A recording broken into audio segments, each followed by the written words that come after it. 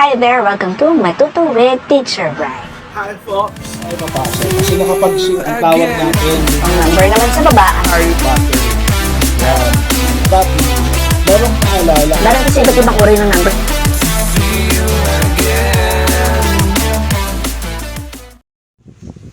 Alright, so welcome to another video. So in this video, we're going to have an example of making a probability distribution table. So sa mga past video natin, I've already discussed about the concepts of probability distribution table. This time, we're going to solve one problem that includes its concepts.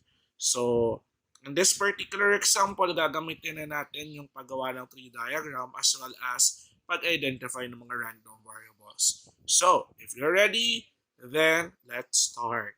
Okay. So, sa problem na ito, we have Ericka flips a coin thrice. Show a probability distribution table with the appearance of heads as its random variable. Okay. In this particular example, ang experiment natin is flipping a coin. Okay? So, we're going to flip a coin. Right? Then, after that, after doing the experiment, we're going to show a probability distribution concerning the appearance of head. Kasi yun yung random variable natin. So, we can depict x as the random variable.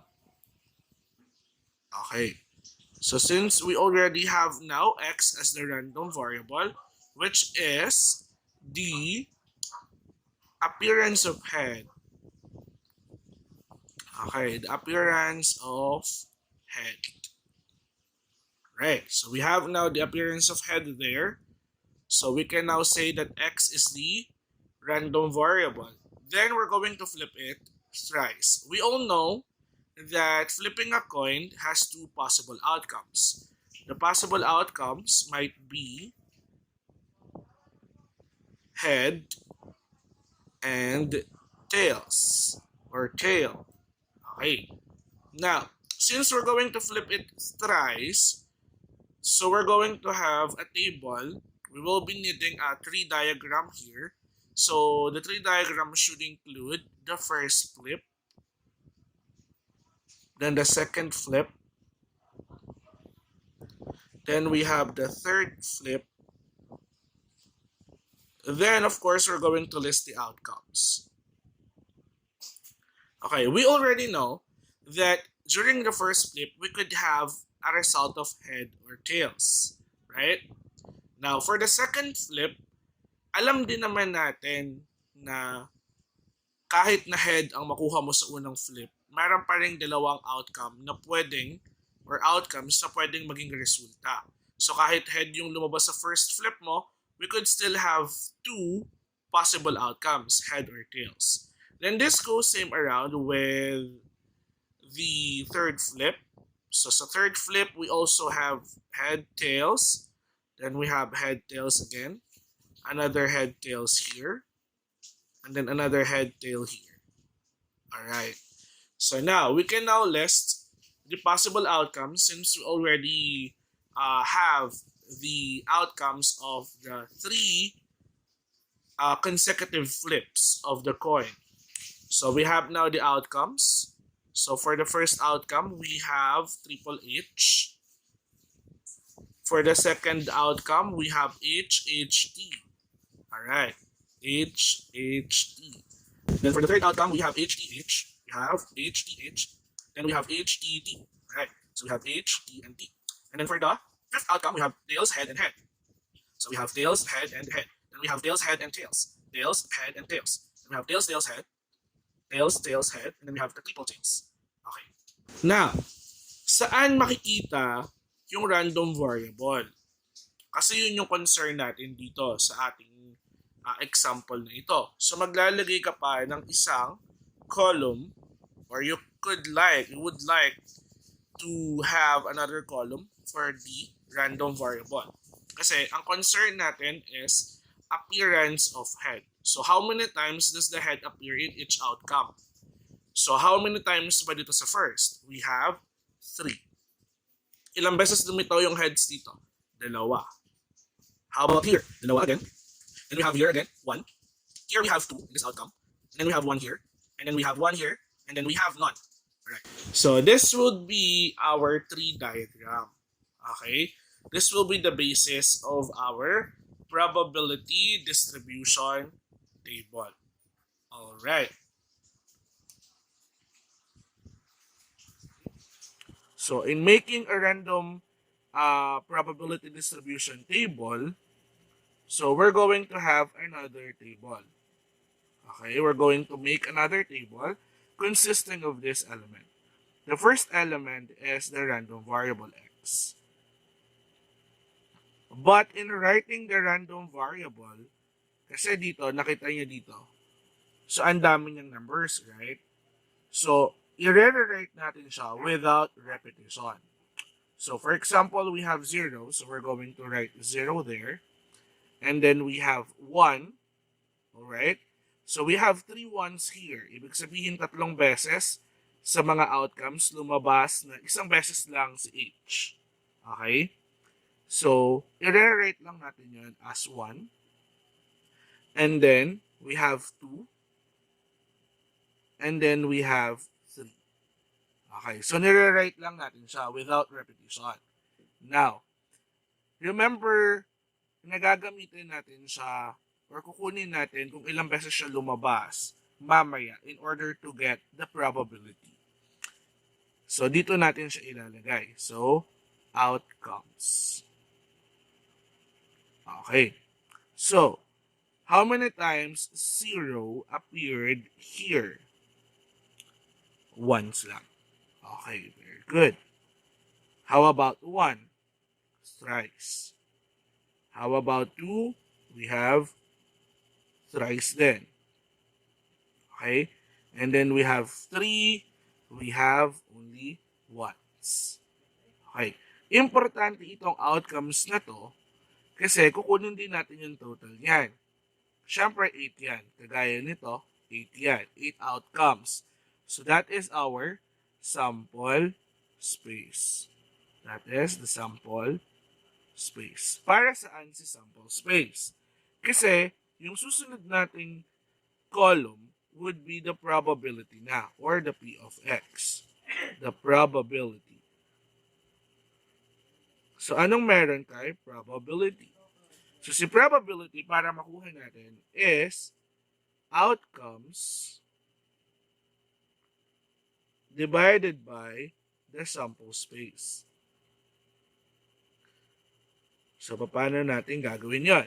So, we will divide 1, that is the outcome, divided by 8. 1 divided by 8. So, that will be 1 divided by 8. Or, we can transform it into its decimal form. That is 0.125.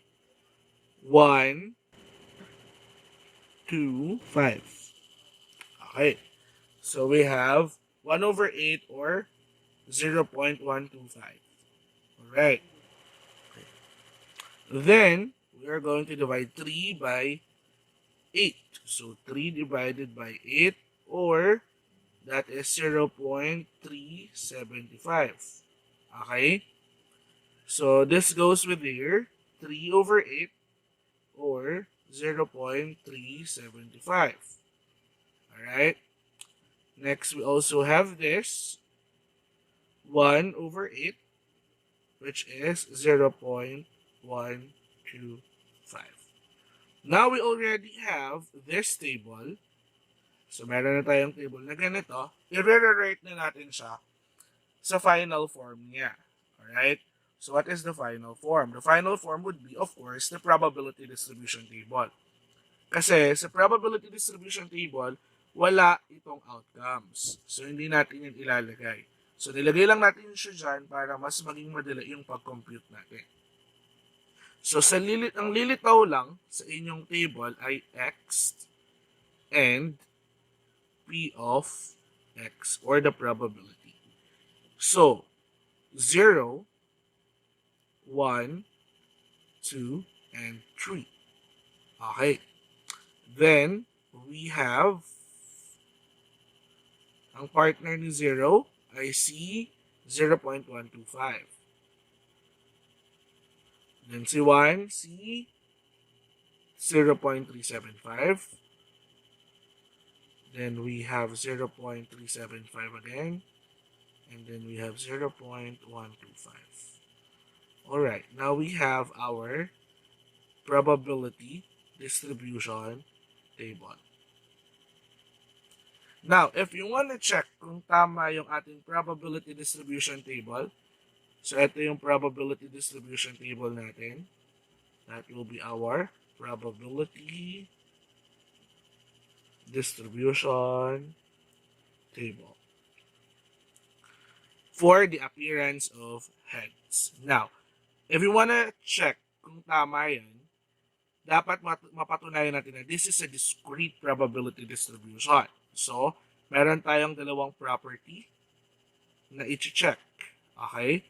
So, ano yung property na yan? Sa previous lesson natin, the two properties are, number one, the probabilities of each random variable should be between or equal to 0 and 1.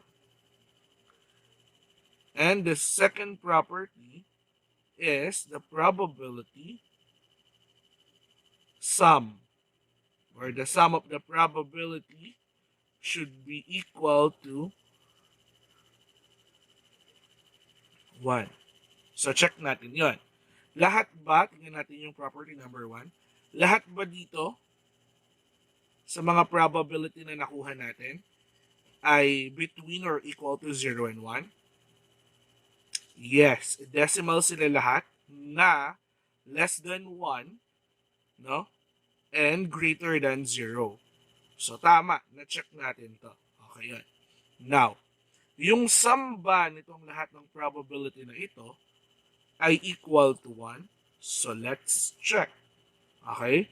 So, we have here, if we're going to get the sum of 0.125 plus 0.375 plus 0.375 plus 0.125.